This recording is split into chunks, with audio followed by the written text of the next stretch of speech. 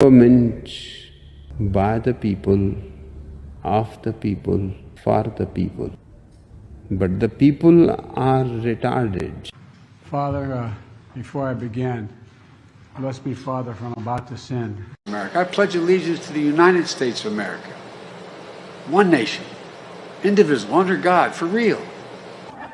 And Corn Pop was a bad dude, and he ran a bunch of bad boys. Senators here. Chuck, stand up, Chuck. Let him see you. Oh, God love you. What am I talking about? I tell you what, you're making everybody else stand up, though, pal. Thank you very, very much. I tell you what, stand up for Chuck.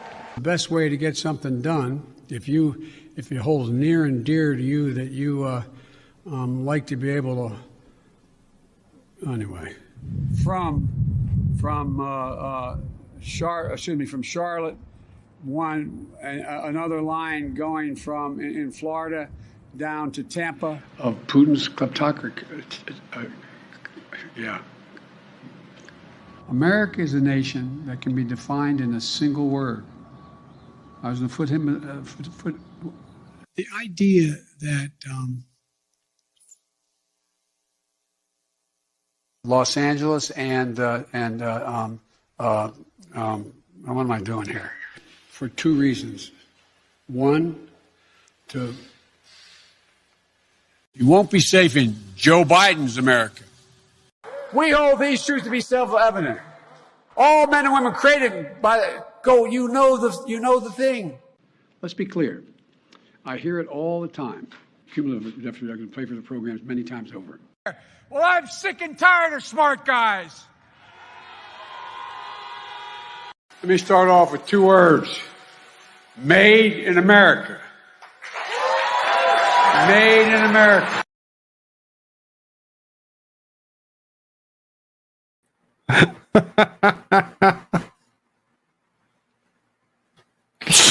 Welcome back to another night of Shtick with Koolfrogg. Oh my lord. Dozed off. Got a late start, late dinner, late shower, late everything. So I guess I'm just late today. Happens to be, I guess. So Squaw Bob, Lucky Chucky, Suzanne, good to see you. Wendy G, awesome. Glad you're here. Glad you're all here. I appreciate y'all. If you haven't done so already, please hit like buttons. Share this out to places you'd like to share things. Let all your friends know where you like to hang out. And hey, we can create even more of a conversation. Because I talk to each and every single one of you. Right, Jari? I don't. It's just ridiculous. Squaw Bob the what? Mills Sayama? I don't even know how that is. Really don't know how long this is gonna take to go through tonight. I'm gonna try going through this. And a couple articles beforehand. And we'll get into watching Josh Hawley and that Rumble exclusive. We watched the Rumble exclusive earlier. That's a Kennedy. His speech from today was very disturbing, which is why we go to Rumble to watch that particular. That would be at the end. Stick around for the possum being yeeted. It's pretty interesting. What does what and how it works. Why such a thing would ever be. It's kind of interesting. We'll see. We'll show you. I'll show you. We got one little thing right after that video. It should be pretty lit. So let's go. Huh? You ready? Checking watch. Absolutely. Yep. What? Let's go about slowly getting better. Nice. Glad you're feeling better, Suzanne. Clumsy. What's up, sweetheart?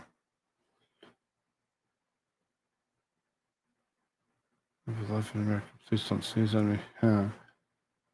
Huh. Hundreds of service members are being solicited by China for insider info, Air Force says. The Air Force's top generals are warning that China is recruiting the service's veterans and troops from institutional military knowledge. An official told military.com that hundreds of allies and service members could be targeted. On September 5th memo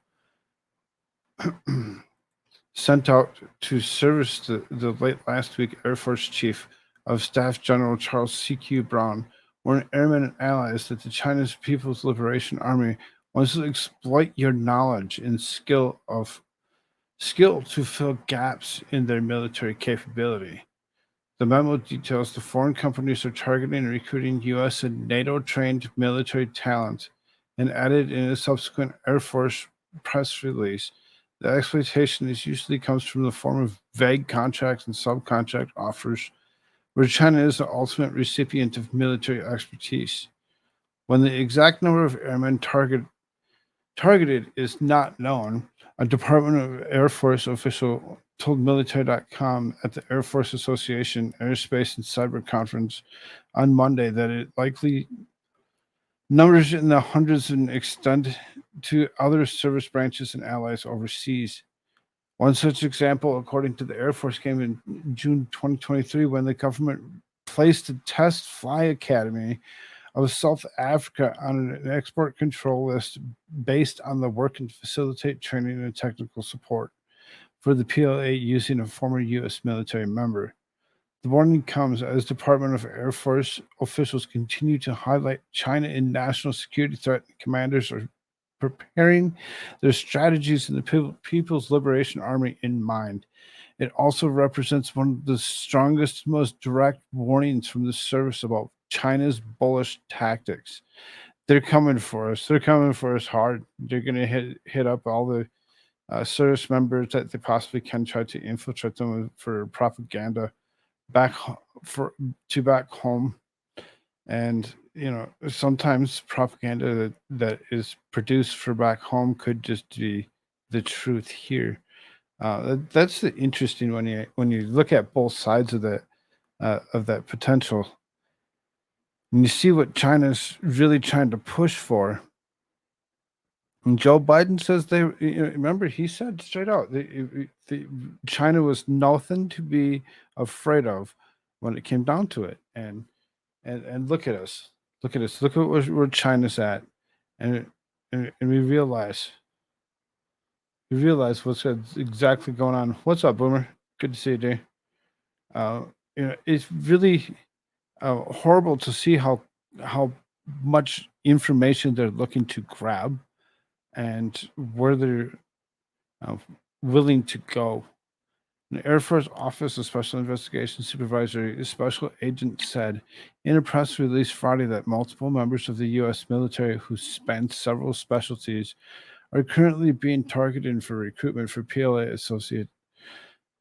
associated companies. The OSI agent, who was not named in the Air Force release, said contracts that seem too good to be true and lack info about who is receiving the service are a red flag. Brown also added in his memo that if service members choose to accept these problematic contracts, they could face legal consequences.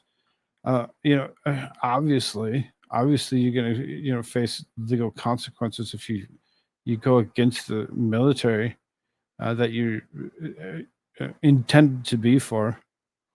By essentially training the trainer, many of these who accept contracts through these foreign companies are eroding the national security, putting the very safety of their fellow service members and country at risk, and maybe violating the law. The Air Force said in a press release that offers could come from the form of seemingly innocuous business deals with tech partnerships that could gradually pull them into covert activities that serve the interests of Chinese government. These opportunities may be advertised in typical job listing or professional networking sites such as LinkedIn, Indeed, and targeted headhunting emails are being sent directly to the inboxes of individuals with desired skill sets. Pentagon Press Secretary Brigadier General Pat Ryder when asked about the memo was a press gaggle Monday, told military.com that he saw the Browns warning. It was a good reminder to veterans and cautious of what jobs they take after they leave the ranks of not an indication of an increase in threat China possesses. As part of this training, they're receiving the operational security, and particularly as you retire from the military, you're required to receive briefings in terms of what you can and can't do when it comes to working for foreign governments. So I think General Brown's point was, again, to just flag that, you have to keep your head on a swivel in terms of who's asking you to do what, in light of the threat that China possesses of these pacing challenges. Other services have also faced issues in service members being allegedly compromised into China's agent. Last month, 2 Navy sailors in California were indicted in espionage charges in the Justice Department. So I remember reading this from a few months ago about when they picked up these 2 guys, and I had asked a couple other times, why wasn't it that they brought this case up again? Well, it was because they were weren't sure, and they had to finish doing their research on that particular 2 guys, and they are indeed, Chinese operatives sitting here right on our own soil. So more and more, we're getting a lot of propaganda being pushed around from both sides. It's ready to pop off. We're going to see World War III, in my assumption, at some point in time soon. Here, it really seriously seems that way. It's getting eerily close to something bad happening and striking this off. Somebody's going to do something, and it's going to be an unnecessary deal.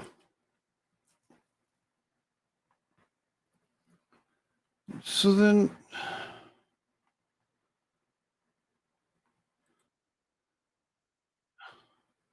there's an interesting ordeal with China and CRT.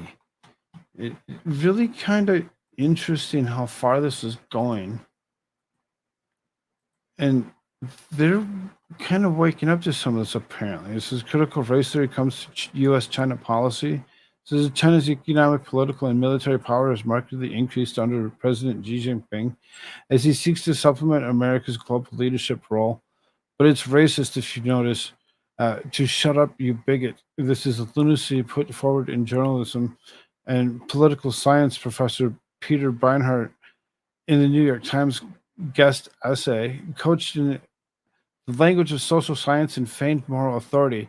Beinart argues that Republicans' Asia First approach, prioritizing the counterbalance against China's rise of American primary foreign policy concern, conceals much more nefarious motives. The problem with the Republicans' returns to Asia First, he concludes, is that many in the party don't only see China's rise and threat to the American power. They see it as a threat to white Christian power too. This is critical race theory applied to the U.S.-China relations, and like CRT's domestic explanations for everything from policing to meritocracy. The argument is quite the stretch. Beinart traces modern Republican China policy to spiritual parentalism of the 19th century, when China held a special allure for Christian missionaries interested in winning souls of Christ. He cherry picks quotes from mid-century Republican leaders to argue the party believed Cold War commitments were a distraction from the real menace on the other side of the globe. Republicans are supposedly more interested in supporting the nationalist exiles in Taiwan, whose leaders were Christian themselves, and used the religious connection to drum up American support. While Beinart acknowledges that China's current posture warrants a pivot for more than just religious reasons, the secular explanation apparently only applies to Democrats. He cites Gallup poll data that shows Democrats are 23% more likely to view Russia as a great enemy of China, While Republicans said that the reverse by the whopping margin of 64%, he cites Pew data that shows white evangelicals are more likely than other groups to hold a very unfavorable view of China. It's kind of interesting or do when you think about it that Democrats really believe that they're mortal enemies of each other, but they're so closely tied and they're supplying each other with goods. We've watched and listened to several parts and pieces about what's going on with these countries and them finishing that train line, having it go both ways, and importing military goods from China. It seems as though um, Russia's right along with China right next to them. Like they're standing there, big buddies. I think that they get along with each other. I don't see what Democrats would believe that would be against that they'd be against each other. They're nowhere near against each other. Weiner therefore concludes that Republicans view Russia as the defender of conservative Christian values, and China is the non-white superpower whose regime is spurned in Christian destiny. Many Americans once envisioned for it. As a social scientist, Beinhart should know better than the confused correlation with causation. Perhaps it is not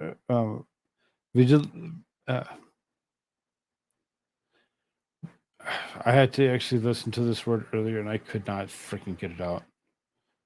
The religious belief and drives the discrepancy of patriotism, economic status, and partisan affiliation itself. Republicans view communist China as greater threat and idea of the nation, while Democrats hate Russia for much more superficial reasons than the Orange Man bad.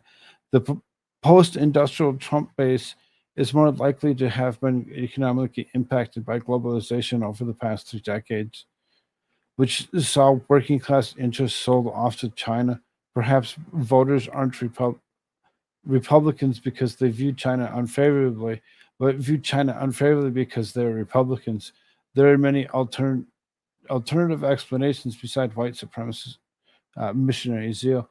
So it's very interesting to see how they're trying to spin this particular story to make it seem like it's now sort of white supremacist to believe that China's bad, and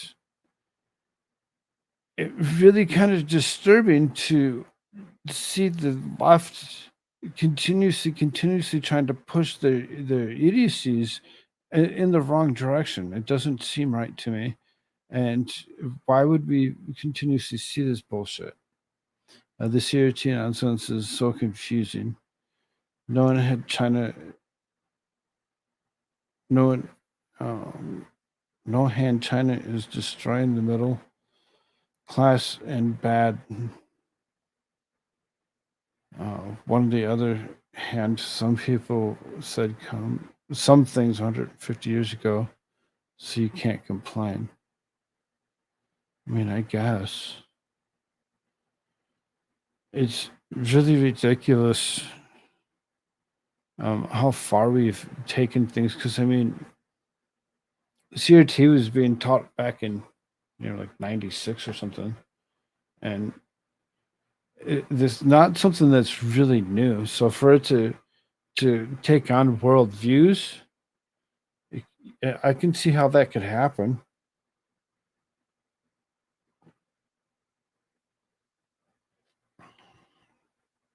The CRT stuff is kind of disturbing in itself, but for him to continue to push it this way, if white supremacy is the most significant domestic terrorism threat faced in the United States, according to the FBI, DOJ, DHS, and House Democrats, then what does the imply about Republican foreign policy in China? Should not all people of sound mind and good conscience come together and thwart terrorism against China's sovereign power?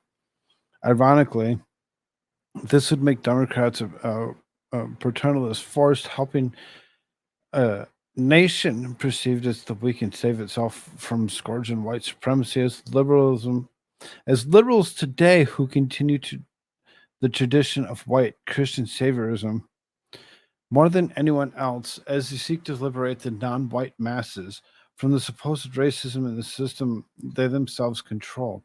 More importantly, however, this analysis plays directly into China's hands. China consistently uses American leaders' own indictments of the system against them, attacking the U.S. over racism and inequality in international forums and documenting America's so-called human rights violations. She is fixated on retribution to China's century humiliation.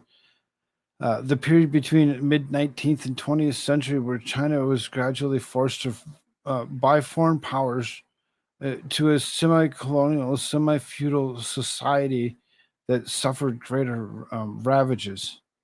It's kind of really disturbing to see how far this is actually going. They're trying to make us sound like we're something that we're not. And if you get enough groups and different people pointing at people and calling them names, then they go after them. They go after them.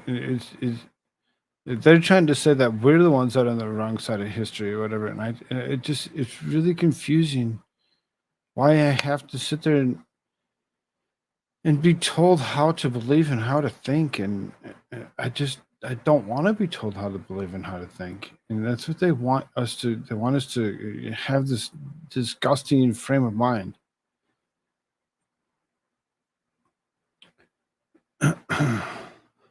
In these attacks, China seeks to undermine the moral legitimacy of American constitutionalism and the Chinese totalitarian system, distracting from own record and aggression and human rights violations from pointing fingers at ours. What do we got? 9 people, 8 likes. Y'all bump that like button for me. It's really disturbing how far teachings have really gone within the last so long. So then, as Sweden's preparing, they're not quite there yet. They're still not NATO members. They've upped their budget for NATO by 28% to buy themselves into NATO. So they will be part NATO soon. And I really seriously hate NATO. I think NATO should go away. But other countries are finally starting to step up on their NATO costs to make it something larger than what it really needs to be. So then they're actually calling these latest war games these exercises of Cold War to see some 40,000 troops prep for Russian invasion. So they're expecting hot war here soon. So this is the American-led NATO military alliance is planning to stagger the largest war games exercise since the end of the Cold War to prepare for a possible invasion from Russia. Over 40,000 troops from North Atlantic Treaty Organization will be assembled next year for the biggest joint command exercise since the end of the Cold War next year to practice a mission to defend against Russian military action against one of the 31 members. So they're going to drill. They're going to drum up more exercises and show force. They're going to show force. They're going to show that they're there, and they're not going to stand back to Russia trying to take over Ukraine. They really want Ukraine to be something that they protect. And I mean, I don't really want the 51st state to be there, but okay. I mean, it really seriously seems that the United States is stepped it up in this, and NATO being what it is, that shouldn't exist. I really, really hate that we've gone as far as we have. and we're going to keep on continuing to push. So we should see Sweden joining NATO, being that 32nd country part of NATO. They're really drumming this up to be something close to World War III. Follow the money from the program receive. It's 90% from China. And they're using Chinese yuan as opposed to the American dollar for everything, which is making the American dollar worth of nothing.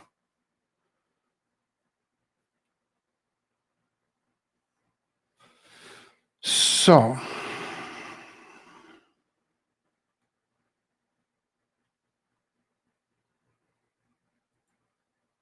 Chris Christie, Krispy Kreme Christie. Christie spars with Fox News host of over Trump pledges to shadow him everywhere. Oh, okay. You're going to be his shadow? You can't even see the other side of the moon with you. President of the United States being dictated to by the worst elements of his party. But did Trump defuse your strategy of going toe-to-toe with him by staying off the debate stage and saying, since he's got a big lead nationally in the national polls, that he is not going to do any of the debates? Well, if he doesn't do any of the debates, Howie, we're going to give him another chance. I'm sure he's not coming to the Reagan debate. We'll give him another chance in Alabama. But if he doesn't come there, then I'm going to follow him around the country. Wherever he goes, I'll go. And we'll wind up talking to each other one way or the other. And he knows that's true. You're going to change your travel schedule to go where Trump goes, just so I'm clear. You bet. Really? You're just gonna go wherever he goes? You think that you have the money that Trump does? I don't think he does. I don't think he has the money that Trump does. And for him to come on here and say that he's going to shadow him, he's going to follow him around, it sounds a little disturbing. I wouldn't want somebody following me around like that. Like, why are you following me? Why are you right here? Are you trying to make yourself known? I mean, he's so far off. Krispy Kreme Christie thinks that we like him in any way, shape, or form for president. He's greatly mistaken. I don't think anybody likes who Chris Christie is. I haven't found one person say, "Oh yeah, I like Chris Christie." I don't know why Chris Christie just thinks that he should waste his money to do this. He needs to step off, go away. He's not going to make it anywhere other than to the donut store. Just imagine Christie as Alfred Hitchcock's shadow, except sweatier. Heart attack on the first screen. He's not swinging a golf club. That's too much exercise. It's too much exercise for him.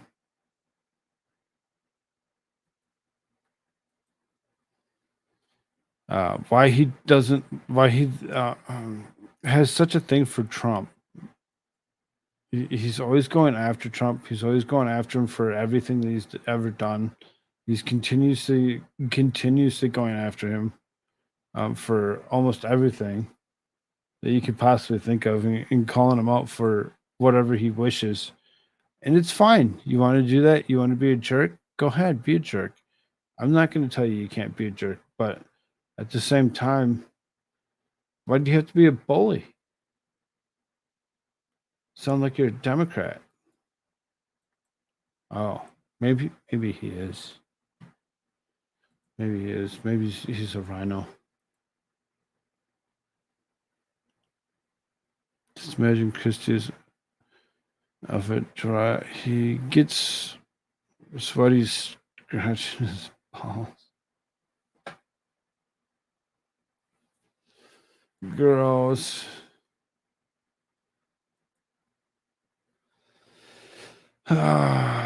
Jack Posobiec's thought on Danilo Cavalcante is the symbol of Biden's America. Exactly. At 8:50 a.m., August 31st, 34-year-old convicted murderer Danilo Cavalcante escape from prison, or for the more precise, Crabdog is out the ball, like Looney Tunes character in full view in security cameras, and somehow no one spotted him or stopped him. From there, he ran across the roof, climbed a fence, and somehow managed to evade razor wire. The story only gets more ghoulishly ridiculous from there. In the time since escaping, the armed and extremely dangerous Cavalcante is absconded with a milk van. The police have only been able to lock down his likely location thanks to being caught by an associate's doorbell camera in Chester County, Pennsylvania. Since then, multiple residents in Chester County and nearby Montgomery County have spotted Cavalcante, including one who fired on the illegal alien double murder 7 times, though apparently failed to hit him. Cavalcante then stole the man's 22 caliber rifle and a pair of boots. He just walked up to the dude, knocked him over, took his gun and his boots. This man doesn't care about nothing. Dude, you get your boots jacked.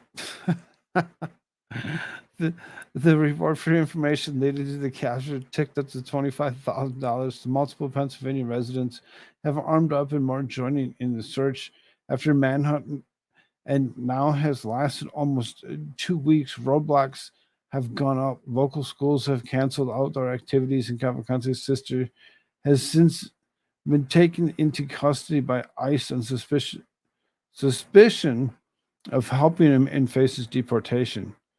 And if you paused at the last word and you said, wait, why deportation? Then you're not alone. Because even though Cavalcante's escape and the subsequent manhunt have been all over the news, you know what hasn't been all over the news? The fact that Danilo Cavalcante is an illegal immigrant from Brazil who somehow wasn't deported after being found guilty, even though in Brazil he would be powerless to menace the residents of Pennsylvania or any other U.S. state. I mean, ship him out, get him out of here. Why were we holding on to him? Why were we trying to imprison him here? Our laws have become so lax and ridiculous with these migrants as it be. Kind of disturbing.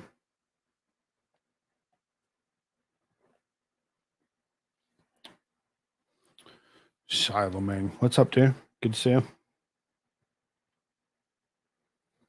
Steak. And just in case you're one of those tender-hearted souls who assume all immigrants are noble victims of oppression and never actually hurt anyone, make no mistake, Danilo Cavalcante is, as former President Trump might say, a bad hombre, and the reason he is in prison, serving a life sentence, I might add, is that he stabbed his ex-girlfriend 38 times in full view of 2 children and left her for dead. Worse still, this wasn't Cavalcante's first rodeo for murder. He had been found guilty for shooting someone to death in Brazil. In other words, even under the administration's notoriously lax border policies, there is no way this man could have entered the U.S. legally. But why should you have to when our border looks less than territorial boundary than like a slab of Swiss cheese controlled by the cartels? Naturally, the likes of Cavalcante were able to sneak in. Again, to quote President Trump, they're not sending their best, and they're not. They're really sending the worst of the worst. And there's a lot of dangerous people that are coming across that southern border. And yet, if Cavalcante is an example of apparently the people that is sending in not only good at murdering fellow residents of the United States, but in making absolute fools of blue state police. As I noted in Human Events Daily, despite their happy talk, the police clearly have no idea what Cavalcante is. He's making a mockery of them. He's making a mockery of my home state, Pennsylvania, and he is making a mockery of our country, not only for allowing him into uh, it under cover of darkness, but for allowing him to stay in one of our prisons at our taxpayers' expenses, even after he murdered someone. So, in effect, are the police, in fact, that there's even videos of Chester County citizens driving around their own town in jeeps, toting AK-47s, hopping and catching Cavalcante themselves, so that you can collect the reward money. I knew Bidenflation was bad, but if a $25,000 reward is enough to turn an entire county into some Tombstone meets Mad Max feeding frenzy for amateur bounty hunters, even I may have underestimated the situation. Could you imagine? Could you imagine there's people running around looking everywhere trying to see if they can't find this piece of crap so that they can collect the $25,000 shoot to kill? It's really kind of interesting how many people would be willing to be like $25,000. I ain't doing nothing else.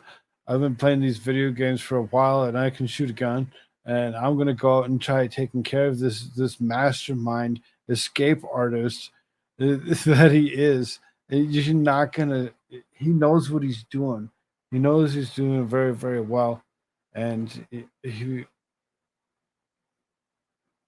he sounds very dangerous. Anybody that's thinking to go and do this because they're like, $25,000, you might be risking your life at the same time, or at the same time seeing that you're risking your life. Go ahead, have fun. You never know how you might be the winner. That's all I mean. That's people fleeing war bring their family along, then shows nothing but military age men by themselves coming across the border. They're not bringing their families with. They don't have families. They're dangerous. Here's the reality. Daniel Cavalcante entered this country thanks to failed immigration policy, that he was not deported or hell even executed after his crime of testament, both to failed immigration policy and failed soft on crime policy. That he remains at large is a terrible reflection of the state of the police in blue states post George Floyd. In other words, Donald Cavalcante is a perfect microcosm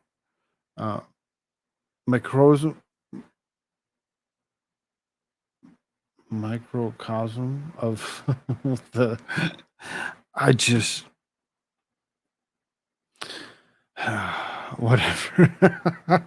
Whatever. I think we get the point.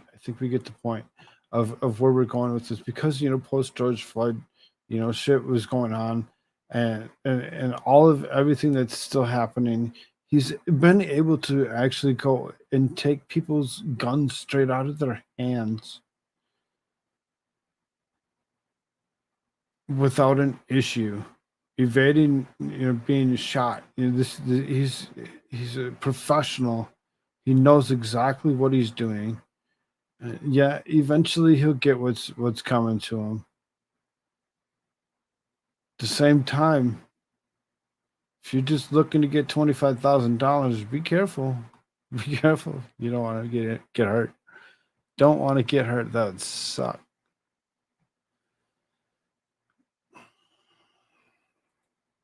Thank you, Jack Pasovic, for your words. So then, this was brought up to me the other day by someone. One of the young ladies that's around here had asked about Owen Schroyer. So then Owen Schroyer has been sentenced to 60 days in prison. They've updated this. So he's given 60 days in prison for DOJ claimed that he helped create J6. So on Tuesday, Infowars host Owen Schroyer was sentenced to 60 days in prison in relation to events of January 6th.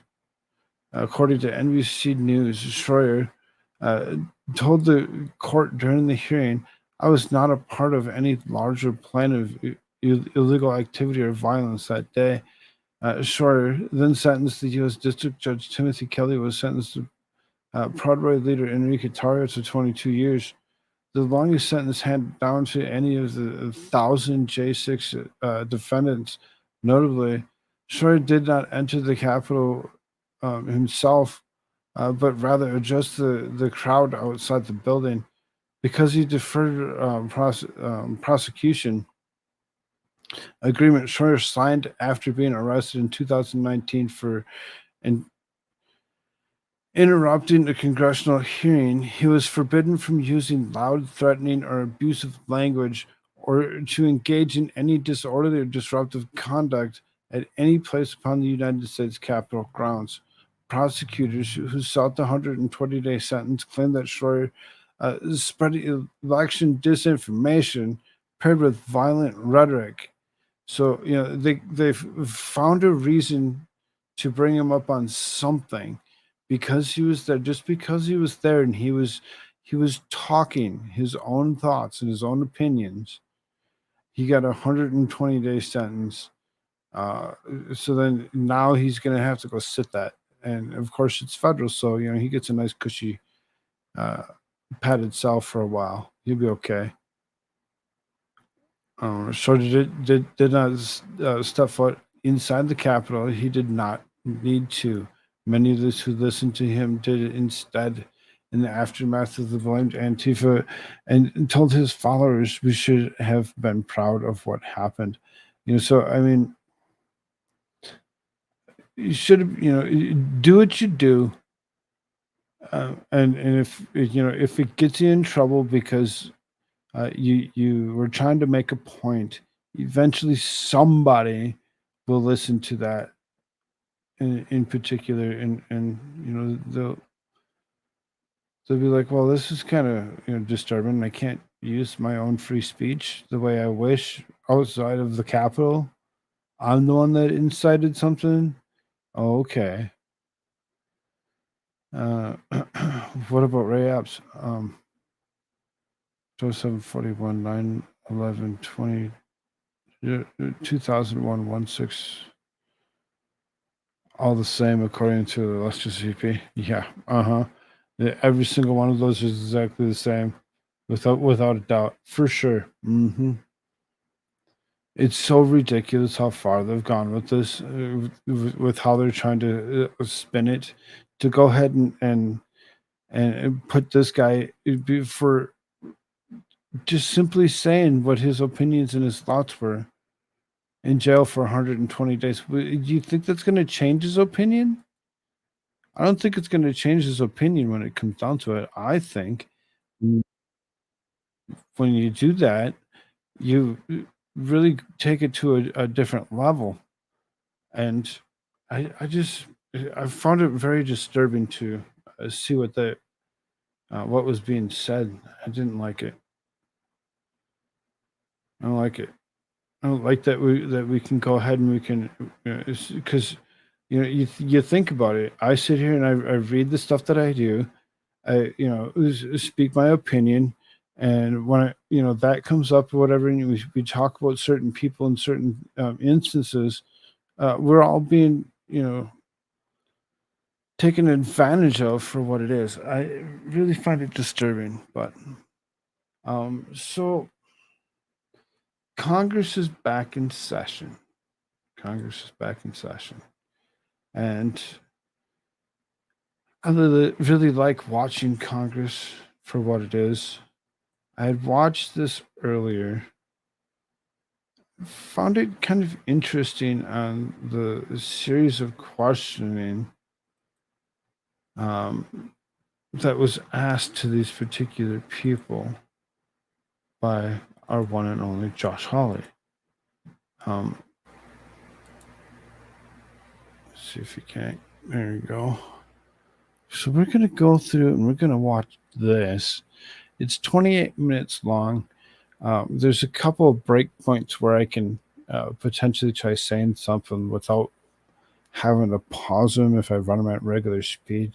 It's not that bad of it's a well-made video from him. So we'll see what we can do if he can't do it some justice. Thank you, Mr. Chairman. Thank you for organizing this hearing. This is now, as the chairman said, the third of these hearings that we've done. I've learned a lot in the previous couple. I think some of what we're learning about the potentials of AI is exhilarating. Some of it is horrifying. And I think what I hear the chairman saying, and what I certainly agree with, is we have a responsibility here now to do our part to make sure that this new technology, which holds a lot of promise but also peril, actually works for the American people, that it's good for working people, that it's good for families, that we don't make the same sounds like he's mistakes kind of that getting Congress behind made it with social media, where 30 years ago now, Congress basically outsourced social media to the biggest corporations in the world. And that has been, I would submit to you, nearly an unmitigated disaster, where we have had the biggest, most powerful corporations, not just in America, but on the globe and in the history of the globe, doing whatever they want with social media, running experiments basically every day on America's kids, inflicting mental health harms, the likes of which we've never seen, messing around in our elections in a way that is deeply, deeply corrosive to our way of life. We cannot make those mistakes again. So we are here, as Senator Blumenthal said, to try to find answers and to try to make sure that this technology is something that actually benefits the people of this country. I have no doubt, with all due respect to the corporatists who are in front of us, those heads of these corporations, I have no doubt it's going to benefit your companies. What I want to make sure is that it actually benefits the American people.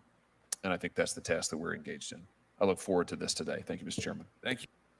So, he's looking forward to questioning these people about AI, the uses of AI, but how far the AI stuff has come.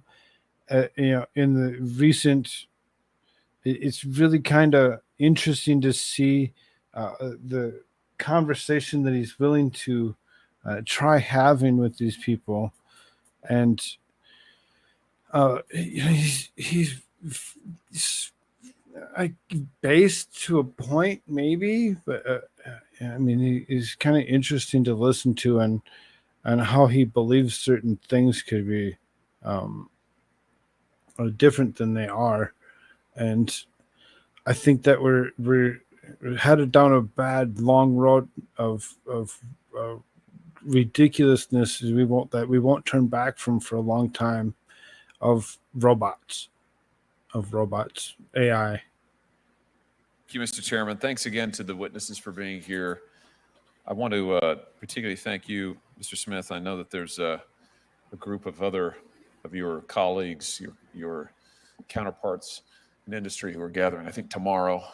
And that is what it is. But I appreciate you being willing to be here in public and answer questions in front of the press is here, and this is open to anybody who wants to see it. And I think that's the way that this ought to be done. I appreciate you being willing to do that. You mentioned protecting kids. I just want to start with that, if I could. I want to ask you a little bit about what Microsoft has done and is doing. Kids use your Bing chatbot. Is that fair to say? Yes, we have certain age controls, so we don't let a child of any age. But yes, in general, it is possible for children to register if they're of a certain age. And the age is? I'm trying to remember as I sit here. I think it's 13. Does that sound right? I was going to say 12 or 13. I'll take it to 13. Do you have some sort of age verification? Well, it's 12 or 13. It's one of the two. It's one of the two. I'll take 13.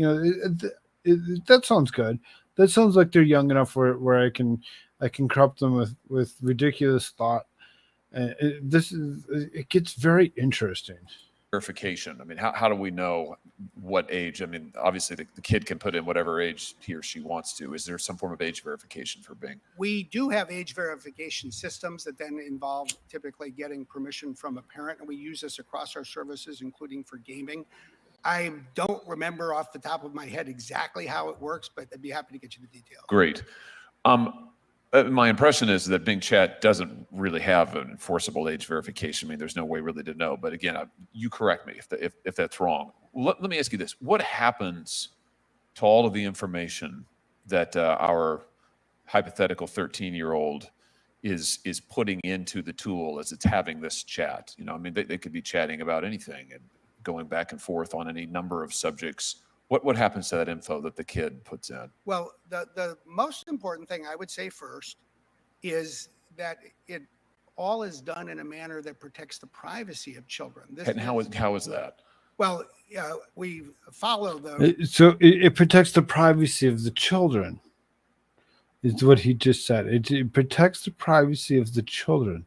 So then, as opposed to it protecting, the children through their parent, they're going to the point of they're going to say, oh, we think that 13-year-old is okay. And if they're 13, we're going to go ahead, we're going to release the disturbing, disgusting things that are easily accessed through AI when you ask it the question. Forget the AI hearings. Mexico's having alien hearings. Rules in COPPA, which, as you know, exists What's to up, protect Elizabeth? child online privacy, and it forbids using it for tracking. It forbids its use for advertising or for other things. It seeks to put very tight controls around the use and the retention of that information. The second thing I would just add to that is, in addition to protecting privacy, we are hyper-focused on ensuring that, in most cases, people of any age, but especially children, are not able to use something like Bing Chat in ways that would cause harm to themselves or to others. And how do you do that? We basically have a safety architecture that we use across the board. Think about it like this. There's two things around a model. The first is called a classifier, so that if somebody asks, how can I commit suicide tonight? That hits a classifier that identifies a class of questions or prompts or issues. And then second, there's what we call meta prompts. And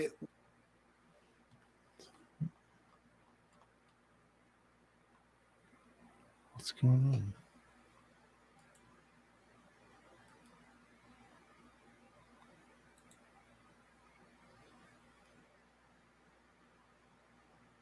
Got a weird tone and distracted me.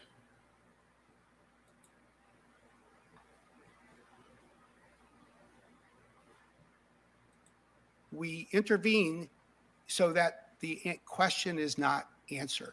If someone asks how to commit suicide, we typically would provide a response that encourages someone to get mental health assistance and counseling and tells them how.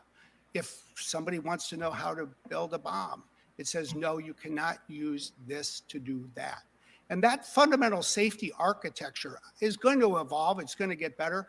But in a sense, it's at the heart, if you will, of both what we do and I think the best practices in the industry.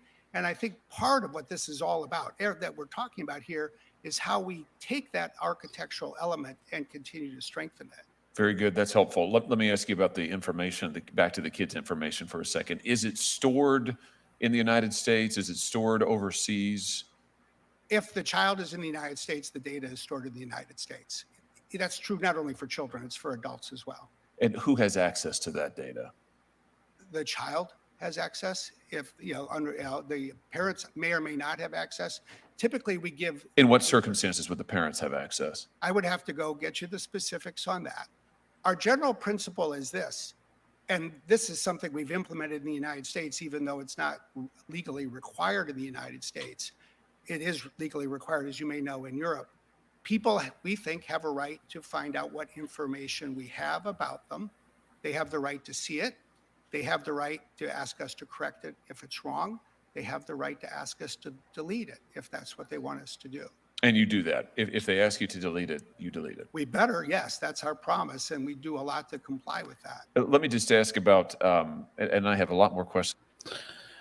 You know, as I'm listening to this yet one more time, and I hear what he's saying, is pretty much he doesn't care if the child's access all the way through the age of 18, but even maybe even 13, be okay for their information to be only accessible by the child and nobody's paying attention to it. It really kind of YouTube erased my hunter joke.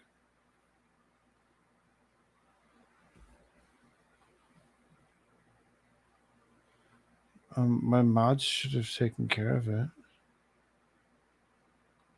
There's a couple of them around.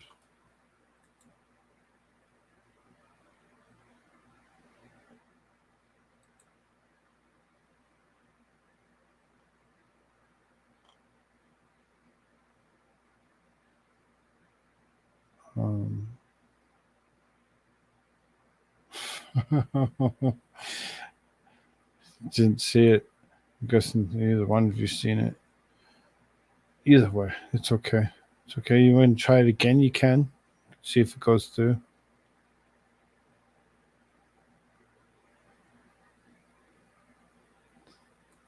Since I'm going to try to adhere to the time limit, Mr. Chairman. 5 minutes, Mr. Chairman. We'll have a second round. All right. That's great news for us. Not such great news for the witnesses. Sorry. Yeah, right. Let me just, before I leave this subject, last thing, just about the kids' personal data and where it's stored. I'm asking you this, as I'm sure you can intuit, because we've seen other technology companies in the social media space who have major issues about where data is stored and major access issues. And I'm thinking of, it shouldn't be hard to guess, I'm thinking in particular of China, where we've seen other social media companies who say, oh, well, America's data is stored in America. But guess what? Lots of people in other countries can access that data. So is that true for you, Mr. Smith? Is a child's data that they've entered into the Bing chat that's stored in the United States, you just said, if they're an American citizen, can that be accessed in, let's say, China by a Microsoft China-based engineer? I don't believe so. I'd love to go back and just confirm that, but I don't believe. Would you be able to get that for me for the record? Thank you. Okay, I'll have. So he's got him to say yes. I will release the data on how old it is before we'll allow a child to ask something like, "How am I going to, unalive myself today?" In any way, shape, or form, and it tells them what to do, and they go ahead and they listen to the AI because the AI is going to tell them a way to do it. Is kind of disturbing, to see how far that could actually go, and who's teaching it? Who's teaching it to be able to answer these questions that shouldn't have some computer telling you what to do? You really. If you're vulnerable enough, that could be disastrous. What's funny? You are so beautiful to me. Beautifully. They'll track them and cater to the likes, dislikes. Of course they will. Of course they will. And I think that's where the concern is. It isn't really that the kids don't have access to their own stuff. It's more of a concern of who does. How many different companies out there really do have access to our children's information and everything that they do, their mannerisms, and are able to do things that we don't know on them to do. Thank you, Senator Kennedy. On behalf of the chairman, we're going to start a second round, and I guess I'll go first since I'm the only one sitting here. It's bad news for the witnesses. Well, I came to hear you. Oh, no, I'm sure. I mean it. Yeah. Let me just, Mr. Smith, let me come back to this. We were talking about kids and kids' privacy and safety. Thanks for the information you're going to get me. Let me give you an opportunity, though, to maybe make a little news today in the best possible way. 13, the age limit for Bing's chat, that's such a young age. I mean, listen, I've got 3 kids at home, 10, 8, 2 are my kids. I don't want my kids to be interacting with chatbots anytime soon at all, but 13 is so incredibly young. Would you commit today to raising that age And would you commit to a verifiable age verification procedure such that parents can know, they can have some sense of confidence that their 12-year-old is not just saying to Bing, yeah, I'm 13. Yeah, I'm 15. Sure, go right on ahead. Now let's get into it back and forth with this robot, as Senator Kennedy said. Would you commit to those things on behalf of child safety today? Look, as you can imagine, the teams that work at Microsoft, let me.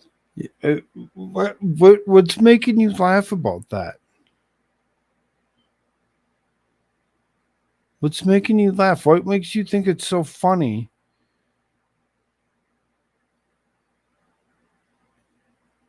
This lady over here is all sitting here smiling.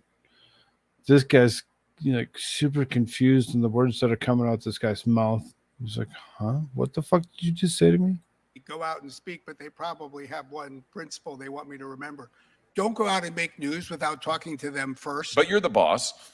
Yeah, let's just say wisdom is important, and most mistakes you make when you make them by yourself. I'm happy to go back and talk more about what the right age should be. Don't you think 13 is awfully low, though? It depends for what, actually. To interact with a robot who could be telling you to do any number of things. Don't you think that's awfully young? Not necessarily. Let me describe the scenario. When I was in Seoul, Korea, a couple of months ago, we met with the Deputy Prime Minister, who's also the Minister of Education. And they're trying to create, for 3 topics that are very objective, math, coding, and learning English, a digital textbook with an AI tutor. So that if you're doing math and you don't understand a concept, you can ask the AI tutor to help you solve the problem. And by the way, I think it's useful not only for the kids. I think. Is it really going to give them the correct answer? Is it going to give them the correct answer? You know, I've seen it. You know how AI works, and it can't spell a word correctly. So I don't get how it's gonna really seriously do the math correctly. So I mean, I really don't like AI as it is.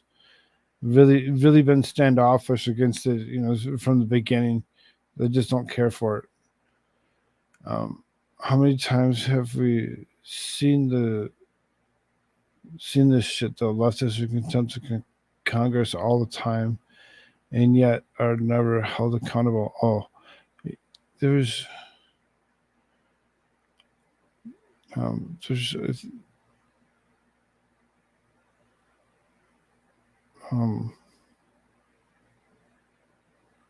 thought I had something else that I was supposed to have in between these 2 videos.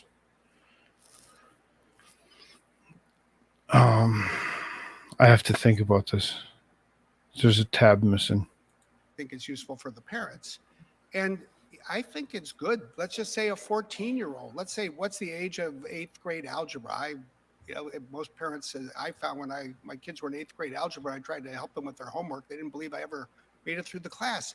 I think we want kids in a controlled way with safeguards to use something that way. But we're not talking here about tutors. I'm talking about your AI chat, Bing chat. I mean, famously earlier this year, your chatbot, you had a technology writer for the New York Times who wrote about this. I'm looking at the article right now. Your chatbot was urging this person to break up his marriage. I'm not. Do we sure. want 13-year-olds to be having those conversations? No, of course not. Okay. Which is well, will you commit to raising the age? I don't want Bing Chat to break up anybody's marriage. I don't either. So, but that There may be some exceptions. Yeah, but we're not going to make the decision on the exception. No, but it goes to we have multiple tools.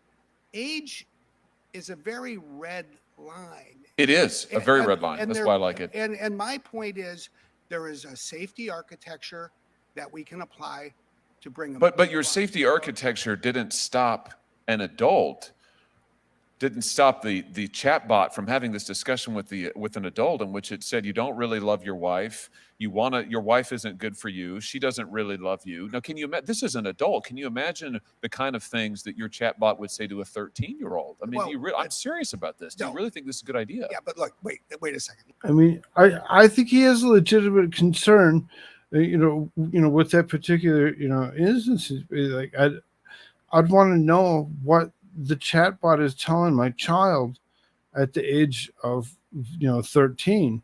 If it was something that was necessary, I want to know about it. The sucker went up there and he lied lizard ass off. Not a damn thing happened. Of course, that's exactly what happens. Good to see you, Pastor.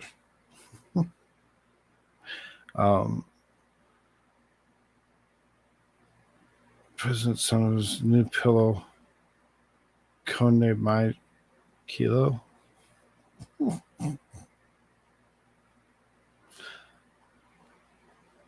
For sure. Let's put that in context. At a point where the technology had been rolled out for only 20,000 people, a journalist for the New York Times spent 2 hours on the evening of Valentine's Day ignoring his wife and interacting with a computer, trying to break the system, which he managed to do. We didn't envision that use. And Oh, so somebody compromised the system right off the bat, stayed up one night, decided to crash the system with some smut, and you're still purging from it? And by the next day, we had fixed it. Are you telling me that you've envisioned all the questions that 13-year-olds might ask, and that I, as a parent, should be absolutely fine with that? Are you telling me that I should trust you in the same way that the New York Times writer did? What I am saying is, I think as we go forward, we have an increasing capability to learn from the experience. I don't think there are safeguards. That's what worries me. That's exactly what worries me. Is what you're saying is we have to have some failures. I don't want 13-year-olds to be your guinea pig. I don't want 14-year-olds to be your guinea pig. I don't want any kids to be your guinea pig. I don't want you to learn from their failures. You want to learn from the failures of your scientists? Go right ahead. Let's not learn from the failures of America's kids. This is what happened with social media. We had social media who made billions of dollars giving us a mental health crisis in this country. They got rich. The kids got depressed, committed suicide. Why would we want to run that experiment again with AI? Why not raise the age? You can do it. We shouldn't want, first of all, we shouldn't want anybody to be a guinea pig. I think that regardless of age or anything else. Good. Well, let's roll kids out right here, right today, right now. No, but let's also recognize that I don't get how Mr. Brad Smith is the guy that makes the rule. This technology, and which is so fundamentally different in my view from the social media experience, is that we not only have the capacity, but we have the will, and we are applying that will to fix things in hours and days. Well, yeah, to fix things after the fact. I mean, I'm sorry. It just sounds to me like you're boiling it down. You're saying, trust us. We're gonna do well with this. I'm just asking you why we should trust you with our children. I'm not asking for trust, although I hope we will work every day to earn it. That's why there isn't a licensing obligation. That's why in your framework, in my view. Well, sure, but I'm asking you as the president of this company to make a commitment now for child safety and protection to say, you know what, Microsoft is going to, you can tell every parent in America now, Microsoft is going to protect your kids. This idiot asking questions that happened over 6 months ago. Well, see, that's the thing is that they had to do the investigation. So they did the investigation, and this is the stuff that they're found. And they want to know why they can't raise that age. And are you okay with 13-year-old messing around with AI and doing something wrong before they fix it? Saying something to it or making it say something to them about things that they don't need to be paying attention to at the age of 13? I mean, I think 13's a little young, but we will never use your kids as a science experiment, ever. Never. And therefore, we're not going to target your kids, and we're not going to allow your kids to be used by our chatbots as a source of information if they're younger than 18. But I think you're talking about, with all due respect, there's two things that you're talking about, and I think I'm just talking about protecting together. kids. This is very simple. Yeah, no, but we don't want to use kids as a source of information and monetize it, et cetera. But I'm equally of the view, I don't want to cut off an 8th grader today with the right or ability to use this tool that will help them learn algebra or math in a way that they couldn't a year ago. Yeah, well, with all due respect, it wasn't algebra or math that your chatbot was recommending or talking about when it was trying to break up some reporter's marriage. Of course not, but now we're mixing things and no, we're not. We're talking about your chatbot. We're talking about Bing Chat. Of course, we're talking about Bing Chat. And I'm talking about the protection of children and how we make technology better. And yes, there was that episode back in February on Valentine's Day. 6 months later, if that journalist tries to do the same thing again, it will not happen. You want me to be done, Senator Koolfrogg? I just don't want to miss my vote. There's other witnesses. I don't want to miss my vote. Senator Klobuchar. Oh, you are very kind. Thank Mr. you. Smith, let me just come back to something you said, thinking about now workers. You talked about Wendy's, I think it was, automating the drive-through, and talking about this was a good thing. I just want taking away a core job from kids, when it comes down to it, that's a good jumping off point for a lot of kids was to be the person that interacted with those right at that window. Is they would learn to do different things and become better at doing that job, would eventually move up and be your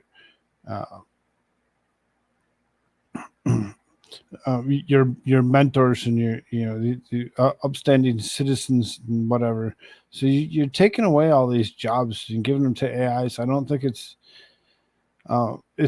really beneficial for society when it comes down to it, because it's just splitting it further and further down than it ever needed to be. I couldn't imagine they couldn't afford to pay these people any longer because of their own idiocies of asking for UBIs and $15 minimum wages, and they give access to 20,000 people to test it. They found the issue and fixed it.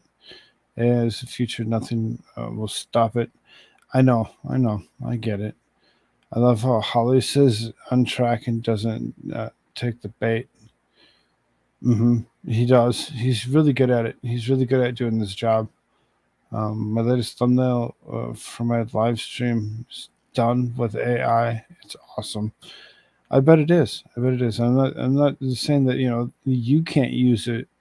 I'm concerned about 13-year-olds using it potentially for this dangerous stuff. Why the fuck does this even discuss an AI teaching? Isn't that what schools are for? What the fuck are the teachers doing? Exactly. What are the teachers doing? It doesn't make sense. As opposed to that being a thing, you'd be able to just go and turn on the TV, go to AI, and it'll give you the teaching for the day. And just kind of save me over 6 hours of trying to create the same thing. Sure.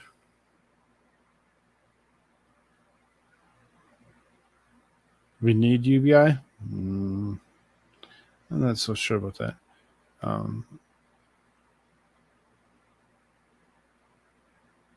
disagree on nothing. I will stop it. We'll see. Yeah, no, I mean, eventually maybe it'll stop being such a fad to do such a thing, and continuously taking away all these lower paying jobs, forcing people to go to college to learn code so that they can do something. It's just taking away so many things. Who has Snapchat? I think I have Snapchat. I don't know, use it. I think I'm not positive. Has anyone seen an AI bot on Snapchat? No, have not. Mad Carver sending you and Koolfrogg to Vegas. There you go. I'm down. Hell yeah.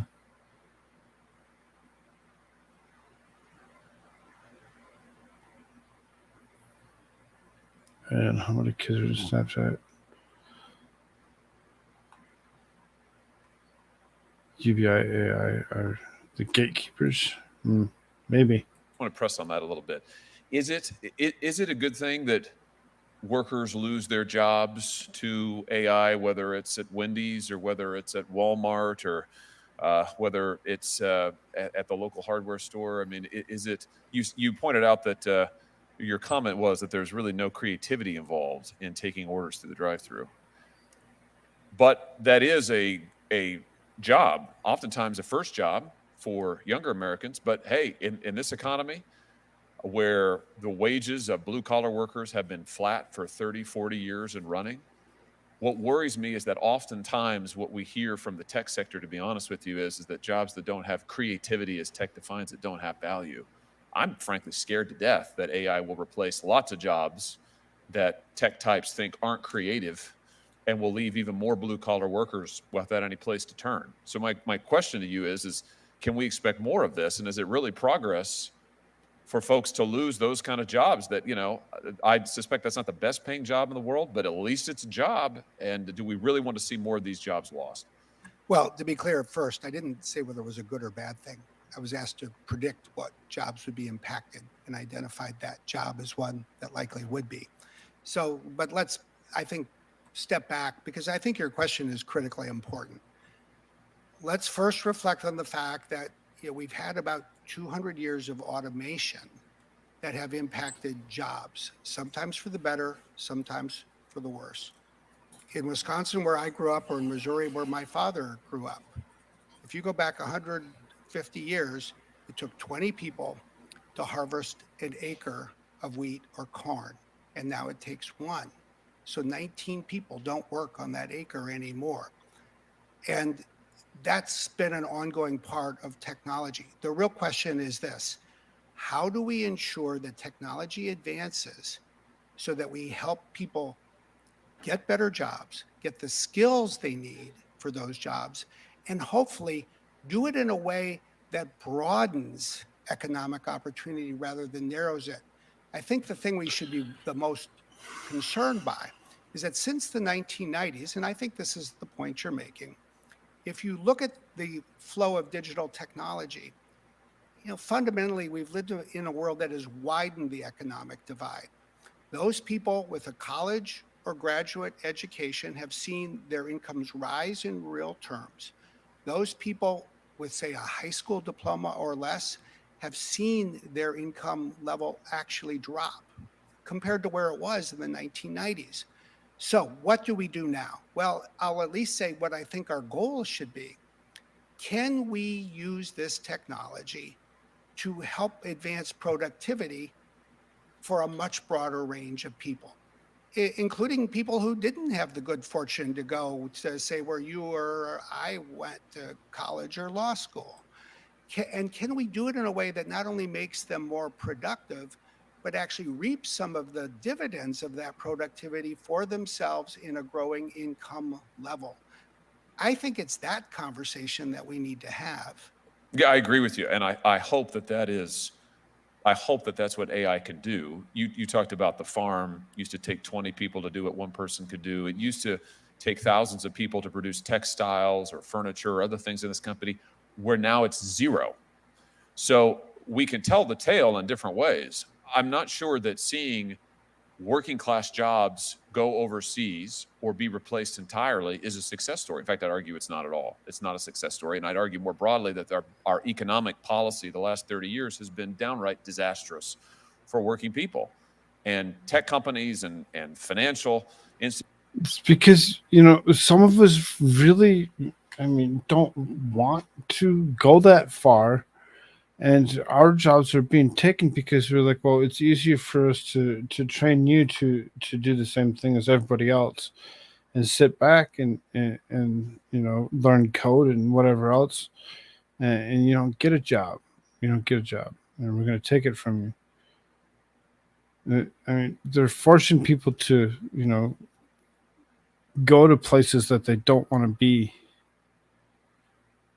Institutions and certainly banks and Wall Street, they have reaped huge profits, but blue collar workers can barely find a good paying job. I don't want AI to be the latest accelerant of that trend. And so I don't really want every service station in America to be manned by some computer such that nobody can get a job anymore, get their foot in the door, start their climb up the ladder. That worries me. Let me ask you about something else here in my expiring time. You mentioned national security. Mm-hmm. Critically important. Of course, there's no national security threat that is more significant for the United States than China. Let me just ask you, is Microsoft too entwined with China? You have the Microsoft Research Asia that was set up way in Beijing back in the late 1990s. You've got centers now in Shanghai and elsewhere. You've got all kinds of cooperation with Chinese state-owned businesses. I'm looking at an article here from Protocol magazine where one of their contributors said that Microsoft had been the alma mater of Chinese big tech. Are you concerned about your degree of entwinement with the Chinese government? Do you need to be decoupling in order to make sure that our national security interests aren't fatally compromised? I think it's something that we need to be and are focused on.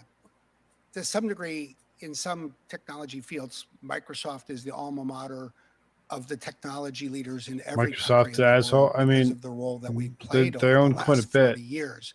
But when it comes to China today, we are and need to have very specific controls on who uses our technology and for what and how. That's why we don't, for example, do work on quantum computing, or we don't provide facial recognition services or focus on synthetic media or a whole variety of things, while at the same time, when Starbucks has stores in China, I think it's good that they can run their services in our data center rather than a Chinese company's data center. Well, just on facial recognition, I mean, back in 2016, your company released this database, MS Celeb, 10 million faces without the consent of the folks who were in the database. You eventually took it down, although it took 3 years. China used that database to train much of its facial recognition software and technology. I mean, it is. Oops. China just so happened to get a hold of this particular information and used it to program their stuff over the stolen identities. Isn't that a problem? You said that Microsoft might be the alma mater of many companies' AI, but China's unique, no? I mean, China is running concentration camps using digital technology like we've never seen before. I mean, isn't that a problem for your company to be in any way involved in that? We don't want to be involved in that in any way, and I don't believe we are. I think that. Are you going to close your centers in China, your Microsoft Research Asia in Beijing, or your center in Shanghai? I don't think that will accomplish what you're asking us. You're running thousands of people through your centers out into the Chinese government and Chinese state-owned enterprises. Isn't that a problem? First of all, there's a big premise, and I don't embrace the premise that is in fact what we're doing. Which part is wrong? The notion that we're running thousands of people through and then they're going into the Chinese government. Is that not right? I thought you had 10,000 employees in China whom you've recruited from Chinese state-owned agencies, Chinese state-owned businesses. They come work for you, and then they go back to these state-owned entities. We have employees in China. In fact, we have that number. To my knowledge, that is not where they're coming from. That is not where they're going. We are not running that kind of revolving door. And it's all about what we do and who we do it with that I think is of paramount importance. And that's what we're focused on. You'd condemn what the Chinese government's doing to the Uyghurs in the Xinjiang province and all of that. We do everything we can to ensure that our technology is not used in any way for that kind of activity in China and around the world, by the way. But you condemn it, to be clear. Yes. What are your safeguards that you have in place such that your technology is not further enabling the Chinese government, given the number of people you employ there and the technology you develop there? Well, you take something like facial recognition, which is at the heart of your question. We have very tight controls that limit the use of facial recognition in China, including controls that in effect make it very difficult, if not impossible, to use it for any kind of real-time surveillance at all. And by the way, the thing we should remember, the U.S. is a leader in many AI fields. See the confusion on the China is dude the behind leader him? He in just kind facial of is like, recognition huh? technology and the AI. What did you for just it. say? And Well, in part because of the information that you helped them acquire, no? no, it's because they have the world's most data. Well, yeah, but you gave them 10 No, million. I don't think that's. You a don't think fair that had anything to do with it? I don't think when you have a country of 1.4 billion people and you decide to have facial I recognition, don't think it's used fair in that so you just many called me out places, for my own bullshit. it gives that country a mass of data. But are you saying that the database that Microsoft released in 2016, MS Celeb, you're saying that wasn't used by the Chinese government to train their facial recognition? I am not familiar with that, and I add it to the list. I'd be happy to provide you with information, but my goodness, the advance in that facial recognition technology, if you go to another country where they're using facial recognition technology, it's highly unlikely it's American technology. It's highly likely that it's Chinese technology because they are such leaders in that field, which I think is fine. I mean, if you want to pick a field where the United States doesn't want to be a technology leader, I'd put facial recognition technology on that list, but let's recognize it's homegrown. How much money has Microsoft invested in AI development in China? I don't know, but I will tell you this. The revenue that we make in China, which accounts for what, about 1 out of every 6 humans on this planet, if not, it's 1.5% of our global revenue. It's not the market for us that it is for other industries or even some other tech company. Microsoft is sounds claiming like that you can afford to decouple. But is that the right thing to do? Yes. And again, a regime that is fundamentally evil, that is inflicting the kind of atrocities on its own citizens that you just alluded to, that is doing to the Uyghurs what it's doing, that is running modern day concentration camps. Yeah, I think it is. But there's 2 I questions. love that the I words think that at come least are out of his worthy mouth when he thought. talks Number about that, one, because do you want General it's a Motors straight point. to sell or manufacture cars? Let's just say sell cars in China. Do you want to create jobs for people in Michigan or Missouri so that those cars can be sold in China? If the answer to that is yes, then think about the second question. How do you want General Motors in China to run its operations, and where would you like it to store its data? Would you like it to be in a secure data center run by an American company, or would you like it to be run by a Chinese company? Which will better protect General Motors trade secrets? I'll argue we should be there so that we can protect the data of American companies, European companies, Japanese companies. Even if you disagree on everything else, that, I believe, serves this country well. Yeah, but I think you're doing a lot more than just protecting data in China. You have major research centers, thousands, tens of thousands of employees. And to your question, do I want General Motors to be building cars in China? No, I don't. I want them to be making cars here in the United States with American workers. And do I want American companies to be aiding in any way the Chinese government in their oppressive tactics? I don't. Senator Ossoff, would you like me to yield to you now? Are you ready? I am going to. I Okay. have been very hesitant to interrupt the discussion. The conversation here has been very. It's been very, so when it comes down to it,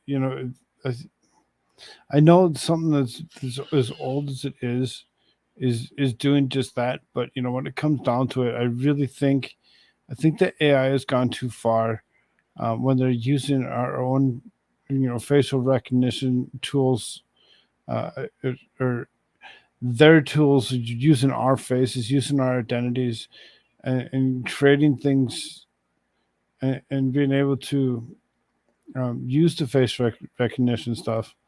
It's kind of scary and very disturbing. I don't like the AI.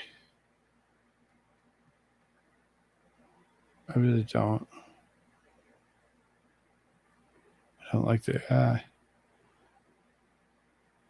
There's more against slavery, right? Oh, we're all woke and for equality, right? Have to sell them more oil reserves and drive the cars. We sell them. Just because I make millions in China is no way do I try to make China money. China. It's it is what it is. Hey, Dev.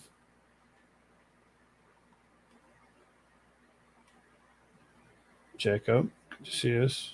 Great liquor. So we're gonna stop. We're gonna go over to Rumble. We're gonna listen to what Mr. Kennedy had to say. I think it would be interesting for you to see what he does say.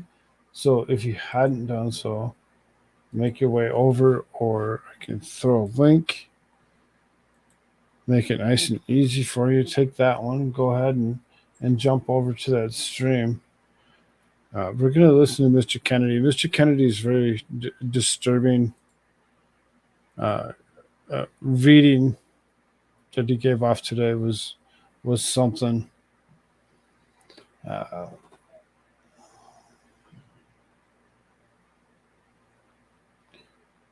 am I doing?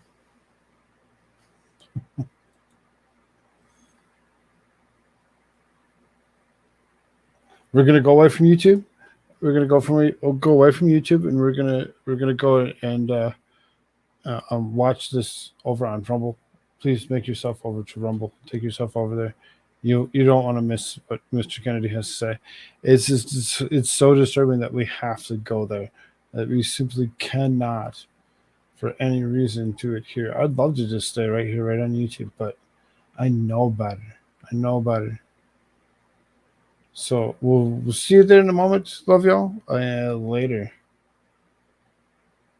People aren't buying at CNN, you dumb bastards. They're not buying it.